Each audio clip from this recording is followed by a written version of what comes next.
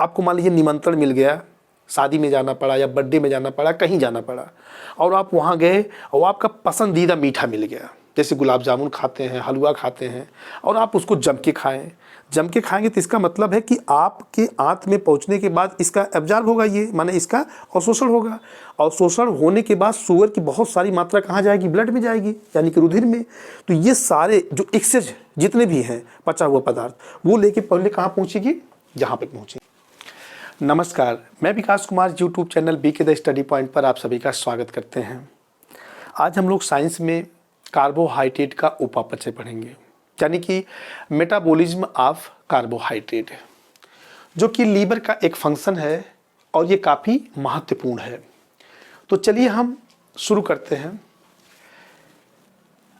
इसमें देखिए हमको क्या पढ़ना है? उपापचय। किसका? कार्बोहाइड्रेट का।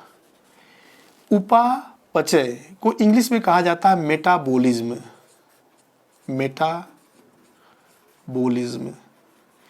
ये जो मेटाबॉलिज्म होता है ये दो लोगों से मिलकर बना होता है, ठीक है। एक को कहते हैं एनाबोलिक, एनाबोलिक। दूसरे कहा जाता है कैटाबोलिक। क्या कहते हैं? Anabolic, catabolic. एनाबोलिक को हिंदी में कहा जाता है उपचय। क्या बोलते हैं इसको? उपचय या उपचयी। इसको उपचयी क्रिया कहा जाता है और इसको अपचयी क्रिया, ठीक है। उपचयी क्रिया में क्या होता है? जो उपचयी क्रिया होता है एक्चुअली वो रचनात्मक क्रिया होती है। क्या होती है? रचनात्मक। और जो अपचयी क्रिया होती है ये विखंडनात्मक होती है। विखंडनात्मक कहने का मतलब है जो एनाबोलिक और कैटाबोलिक ये दोनों प्रोसेस मिलके बनाता है मेटाबॉलिज्म, ठीक है। अब जो ये फिर समझिए उपचयी और अपचयी क्रिया मिलके बनाता है उपापचय, और हम पढ़ने जा रहे हैं कार्बोहाइड्रेट का उपापचय। जो उपचयी क्रिया होती है वो रचनात्मक होती है। कहने का मतलब इसमें रचनात्मक क्या होता है? जो सरल पदार्थ हैं, सरल पदार्थ से मिल करके जटिल पदार्थों का निर्माण होता है।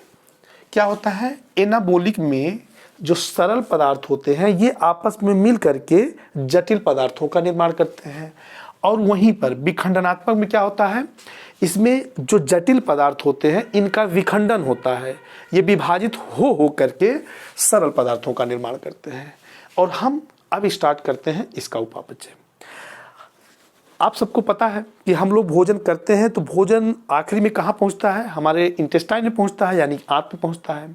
आंत में जो भी पचा हुआ भोज्य पदार्थ होता है इनका अवशोषण होता है। कहने का मतलब इनका एब्जॉर्ब होगा। एब्जॉर्ब होकर कहाँ जाएगा? ये अवशोषित होकर ये जाएगा ब्लड में, यानी कि रुधिर में। यहाँ तक बात समझ में आई? कहाँ जाएगा? रुधिर में। अब दूसरी तरफ से देखिए, आपको पता है कि जो हार्ट है, हार्ट का काम क्या है? जो ब्लड सर्कुलेशन हम पढ़ते हैं तो वहाँ पे हम देखते हैं कि हार्ट का जो काम होता है रुधिर को पंप करना, और रुधिर माने कि ब्लड, रक्त। तो रक्त को पंप करता है, तो ब्लड देखिए यहाँ पे ब्लड जो है एक ऐसा ब्लड वेसल्स होता है जिससे कि पूरे शरीर में ब्लड पहुँचाया जाता है, उसका नाम होता है धमनी, यानी कि आर्टरी। आर्टरी क्या करता है? हार्ट से रुधिर को शरीर के विभिन्न अंगों में शुद्ध रक्त पहुँचाता है। शुद्ध मतलब ऑक्सीजनेटेड ब्लड।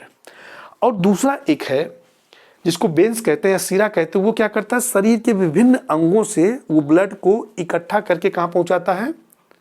हार्ट तक पहुँचाता है। तो हमारा जो इंटेस्टाइन है वो भी क्या है? वो भी तो एक ऑर्गन से, एक अंग है। कहने का मतलब यहाँ से जो ब्लड इकट्ठा करके, यहाँ से ब्लड ले करके सीरा कहाँ पहुँचाएगा? हार्ट में पहुँचाएगा। ठीक पहुँचाता है। लेकिन यहाँ लीवर की बात करें हम और इंटेस्टाइन की बात करें तो इंटेस्टाइन में जब पचा हुआ जो भोज्य पदार्थ होता है उसको वो ब्लड में जाता है, और उस ब्लड को ले जाने वाली एक नली होती है जिसको कहते हैं यकृत निवाहिका शिरा। क्या बोलते हैं? यकृत निवाहिका शिरा। यकृत निवाहिका शिरा, ठीक है। इसी को इंग्लिश में कहा जाता है हिपैटिक पोर्टल वेन। क्या बोलते हैं? Hepatic portal vein. ठीक है, तो पचा हुआ भोजन या पचा हुआ जो पदार्थ है वो कहाँ जाएगा? पहले ब्लड में जाएगा, और वो ब्लड कहाँ रहेगा? हिपैटिक पोर्टल वेन में। तो ये जो हिपैटिक पोर्टल वेन है, तो पचे हुए पदार्थों को हृदय में ना ले जा करके सबसे पहले कहाँ लेके जाएगा? यहाँ पर ले जाएगा, लीवर के पास, यकृत में लेके जाएगा। कहाँ ले जाएगा? यकृत में लेके जाता है। केवल एक चीज़ छोड़ के, फैटी एसिड को छोड़ करके। ठीक है, जो फैट है उसको छोड़ करके बाकी जितने भी पदार्थ होते हैं सब के सब को लीवर में लेके जाता है। यहाँ तक बात समझिए।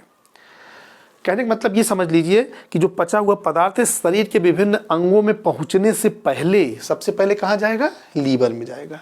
लीवर की जो कोशिकाएं होती हैं वो एक दक्ष महिला की भांति जो एक्सेस शुगर है, जैसे कि बात समझिए, आपको मान लीजिए निमंत्रण मिल गया, शादी में जाना पड़ा या बर्थडे में जाना पड़ा, कहीं जाना पड़ा, और आप वहाँ गए और आपका पसंदीदा मीठा मिल गया, जैसे गुलाब जामुन खाते हैं, हलवा खाते हैं, और आप उसको जम के खाएंगे तो इसका मतलब है कि आपके आंत में पहुंचने के बाद इसका एब्जॉर्ब होगा, ये माने इसका अवशोषण होगा। अवशोषण होने के बाद शुगर की बहुत सारी मात्रा कहाँ जाएगी? ब्लड में जाएगी, यानी कि रुधिर में। तो ये सारे जो एक्सेस जितने भी हैं पचा हुआ पदार्थ, वो लेके पहले कहाँ पहुँचेगी? यहाँ पे पहुँचेंगे, लीवर में, यानी कि यकृत में। तो यकृत की जो कोशिकाएं हैं क्या करती हैं? इसमें एक्सेस शुगर की मात्रा को, जो ज़्यादा मात्रा में शुगर है या ज़्यादा ग्लूकोज है, उसको ले लेती हैं और उसको कन्वर्ट कर देती हैं ग्लाइकोजन में। किसमें? ग्लाइकोजन में। यानी शुगर को, या हमें कहें ग्लूकोज को, किस में कन्वर्ट करती है? ग्लाइकोजन में कन्वर्ट कर लेती है, ग्लाइकोजन में। ठीक है, और कन्वर्ट करने के बाद उसको संचित कर लेती है, यानी कि स्टोर कर लेती है। और ये जो प्रोसेस होता है, जिस प्रोसेस से ग्लूकोज को ग्लाइकोजन में कन्वर्ट करती है, उसको कहा जाता है ग्लाइकोजेनेसिस कहा जाता है। क्या कहते हैं? ग्लाइकोजेनेसिस। लिख दे रहे हैं, ग्लाइकोजेनेसिस। समझ में आई बात? तो ग्लाइकोजेनेसिस प्रोसेस द्वारा जो यकृत की कोशिकाएं हैं एक्सेस शुगर को या एक्सेस ग्लूकोज को ग्लाइकोजन में कन्वर्ट करके उसको संचित कर लेती है, यानी कि उसको स्टोर कर लेती है। मान लीजिए कभी किसी कारणवश ब्लड में शुगर यानी ग्लूकोज की मात्रा काफ़ी कम हो जाती है, तो ये क्या करता है? जो स्टोर किया हुआ ग्लूकोज है, ये ग्लाइकोजन है, यानी या ग्लूकोज ही कहें, जो ग्लाइकोजन के रूप में संचित है, स्टोर हुआ है, तो इस ग्लाइकोजन को क्या करता है? कन्वर्ट कर लेता है पुनः किसमें? ग्लूकोज में कर लेता है। ठीक है, ग्लूकोज में कर लेता है। किस प्रोसेस द्वारा?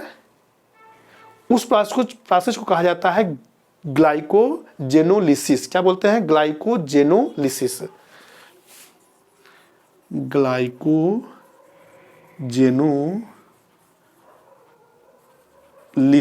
जेनोलिसिस या वाई है।